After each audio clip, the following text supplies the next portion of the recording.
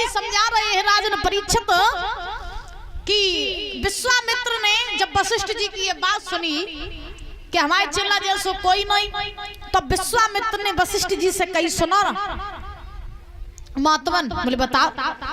विश्वामित्र बोले तुम अपने मुख से अपनी बड़ाई कर रहे हो, ये तुम्हें शोभा नहीं दे रहा है। अरे तुम कह रहे हो कि हरिश्चंद्र तुम्हारा चेला है तो वो बहुत बड़ा दानवीर, बहुत बड़ा सत्यवादी है, लेकिन हमने वह परीक्षा तो ली नहीं, क्योंकि हम जब कानों से जब तक सुन नहीं लेते हैं और आंखों से देख नहीं लेते हैं तब तक हम भरोसा नहीं करते।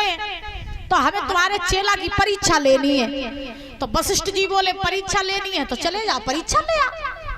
तो उसी समय विश्वामित्र ने देरी नहीं करी, परीक्षित जी महाराज, और सूकर का रूप बनाया, और सूकर का रूप बना करके ये विश्वामित्र चले और हरिश्चंद्र की फूल बगिया में घुस गए। बगिया में घुसे तो बगिया को उजाड़ने लगे। विश्वामित्र, बाग का माली आया, माली ने रोका तो विश्वामित्र ने माली को घायल कर दिया। अब माली को घायल जैसे ही करो सो माली रोता हुआ, भागता हुआ, चिल्लाता हुआ राजा हरिश्चंद्र के पास में पहुंचा। महाराज हाँ गजब हो गया, क्या हुआ? अरे बगिया में एक माली आया, वो सूकर आया है, उसने सारी बगिया को उजाड़ दिया और मैंने उसे रोकने का प्रयास किया तो उसने मुझे घायल कर दिया। आप मेरे साथ चलो और उस सूकर को मार दो चल के। हरिश्चंद्र ने माली से कही भैया माली अबे ना है। फिर कब है? तो हरिश्चंद्र बोले अबे संध्या को समय, और संध्या के समय द्वारे दुश्मन आए तो बको सम्मान करो, बको अपमान न करो। हरिश्चंद्र समझाए कि बोलिए माली को सुन, अरे है संध्या को समय और दुख मत दीजे रे काऊ।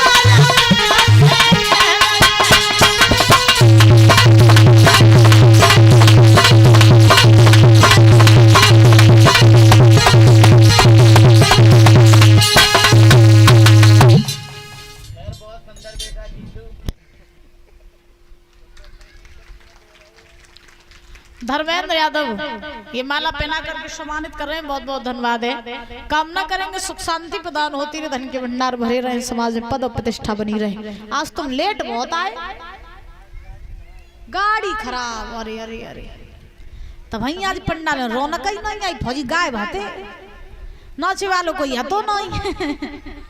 हाँ बोली वृंदावन बिहारी लाल की, राधा रानी सरकार की।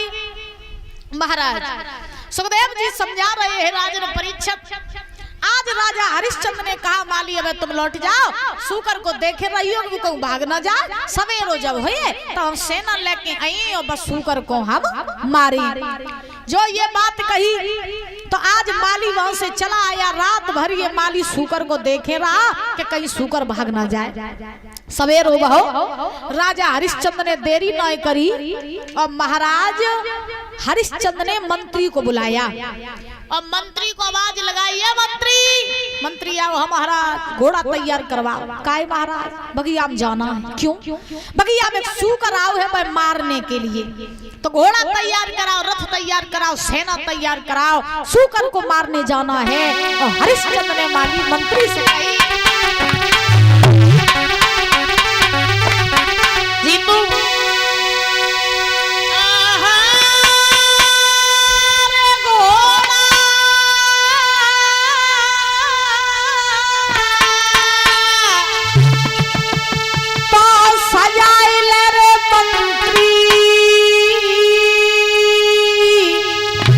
और जीना धारा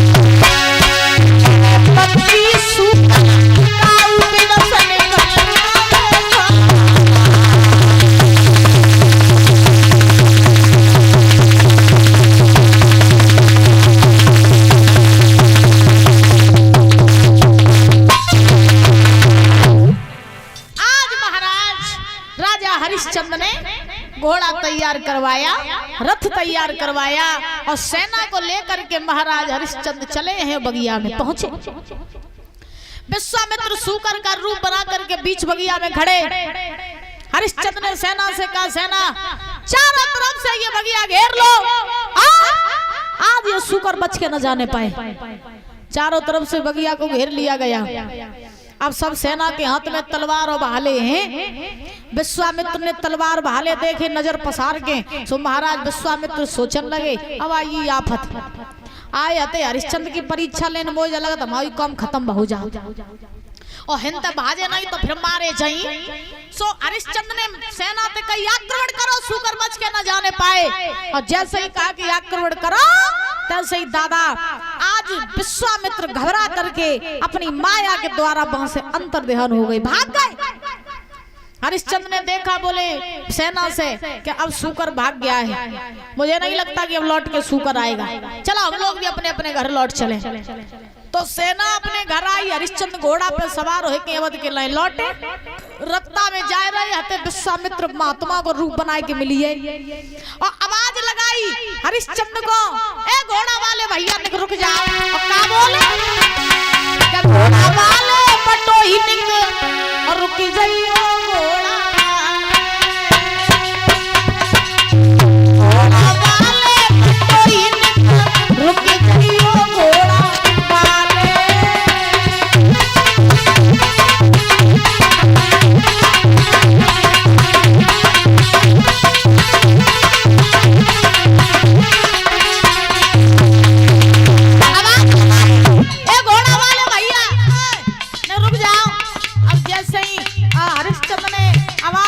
घोड़ा पे तो नीचे उतरे और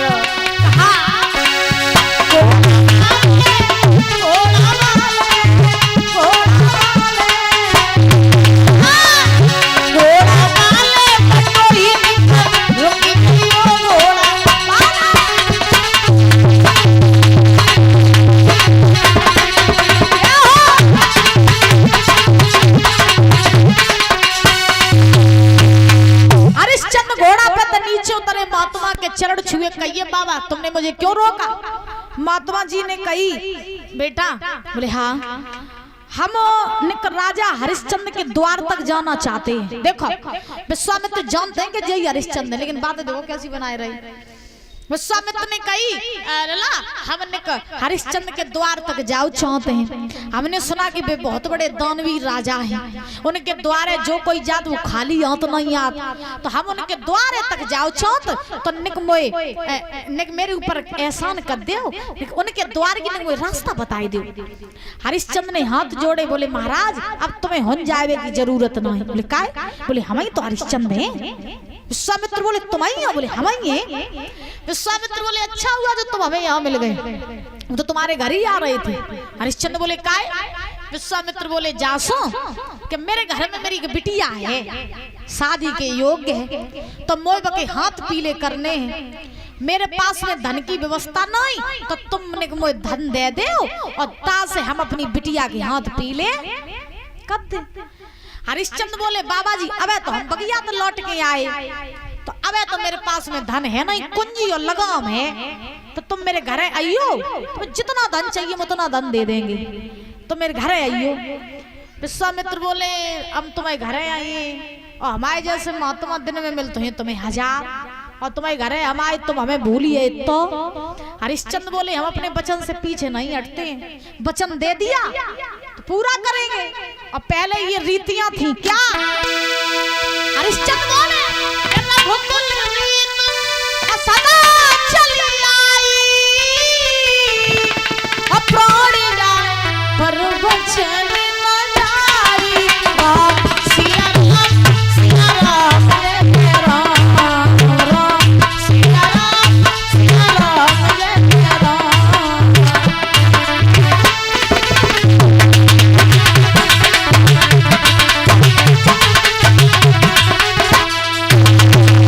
रघुकुल रीत सदा चली आई, प्राण जाए पर वचन ना। पहले के राजा महाराजा ऐसे होते थे, कैसे?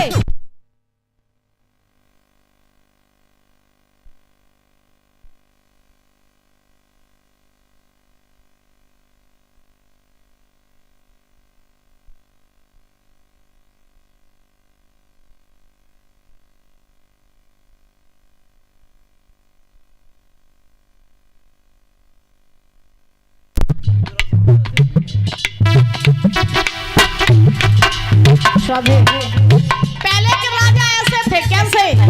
कि प्राण चले जाते थे मगर वचन से पीछे। पहले की रीतियां ऐसी थी, और आज कलयुग की रीतियां कैसी हैं सुनाओ। कलयुग रीत,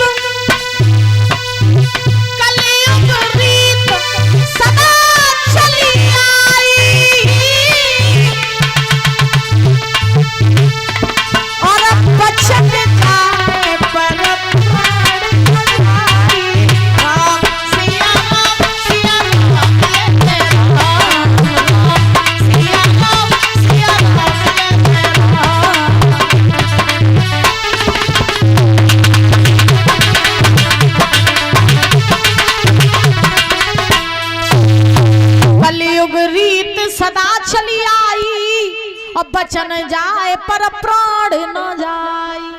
कलयुग की रीत है। अब राजाओं के जमानों में रघुकुल रीत सदा चली आई, प्राण जाए पर बचन न जाई। बोलो राधे राधे। आज महाराज राजा हरिश्चंद्र ने कहा कि आप मेरे घर आना, हम आपको धन देंगे। विश्वामित्र बोले देखो ऐसा करो, कुंजी लगाम है तुम्हारे ढेगा, कुंजी लगाम के द्वारा तुम तिरवाचा भर लियो, हमारी तुम्हारी बात फाइनल हो जाए। तुम्हारे घरे जब हम आए तो तुम ज्यादा नहीं वो 60 बार सोना दे दियो। कितना? 60 बार। अब जो जब बात कही कि 60 बार सोना दे दियो, हरिश्चंद्र नहीं समझ पाए, विश्वामित्र की चाल में फंसिए, कुंजी लगाम के द्वारा तिरवाचा भर लिया और 60 बार सोना देने का संकल्प कर लिया। हरिश्चंद्र संकल्प करके घरे आए, जैसे ही सभा में पहुंचे तो का देखो कि विश्वामित्र सभा में पहुंचिए। अब पहुंचे तो पहुंचे, लेकिन वे हरिश्चंद्र की राजगद्दी पे बैठी है विश्वामित्र। हरिश्चंद्र सोचने लगे अजीब महात्मा है, पीछे ही पड़ के रही हो, हमने जब कह दिया था कि धन देंगे तो इतनी जल्दी हमसे पहले आ गई, आय सुआय में राजगद्दी पे बैठी है। दोबारा आवाज आए ना जाए, दिखाई ना दे जाए दांतों में। बोलो गोविंद भगवान की। महाराज अब क्या हुआ कि हरिश्चंद्र ने विश्वामित्र को देख के परीक्षा जी, विश्वामित्र से तो कुछ नहीं, कई खजांची को बुलवाओ, खजाने के मालिक को। और खजांची को बुलवाए के हरिश्चंद्र ने कही भैया खजांची, राजा ने और खजांची बुलवाया और आज्ञा नहीं सोना लाने की। और तब विश्वामित्र ने मुस्काए के और कह दई के बात ठिकाने की।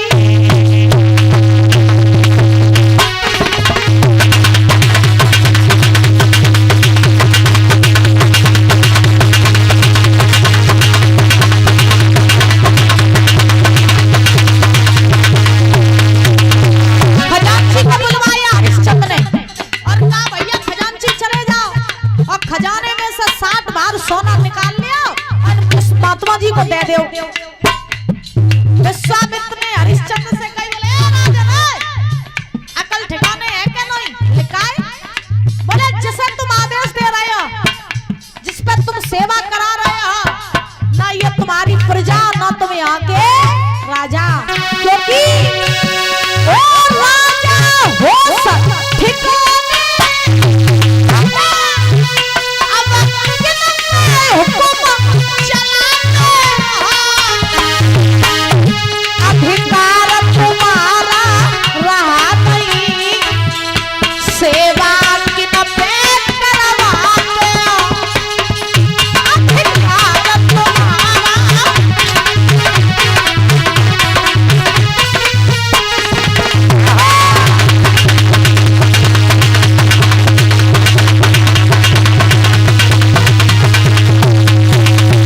विश्वामित्र ने जवाब दिया न तुम यहाँ के राजा ना तुम्हारी ये प्रजा, अब तुम्हारा कोई अधिकार नहीं है यहाँ पर, न राज्य पर न प्रजा पर। हरिश्चंद्र बोले तुम्हें शायद मालूम नहीं बाबा कि जो राजगद्दी तुम बैठे हुए राजगद्दी हमारी है और तुम्हें जो मालूम हम कराए देवे कि हम ही हरिश्चंद्र हैं। विश्वामित्र बोले हाथे हरिश्चंद्र अब नहीं रही, हाथी राजगद्दी तुम्हारी अब नहीं रही। बोले किन की हुई? बोले हमारी। कैसे? बोले कुंजी लगाम के द्वारा जब तुमने तिरवाचा भरा था तो उसी कुंजी लगाम के द्वारा मैंने तुमसे तुम्हारा सब कुछ ले लिया, अब तुम्हारा कुछ नहीं रहा और तुमने जो 60 बार सोना देने का संकल्प किया था वो संकल्प पूरा करो। हाय हरिश्चंद्र के पैरों तले जमीन खिसक गई, जेब में तो 10 रुपया गिर जावे बेऊ बहुत औसत है। हाँ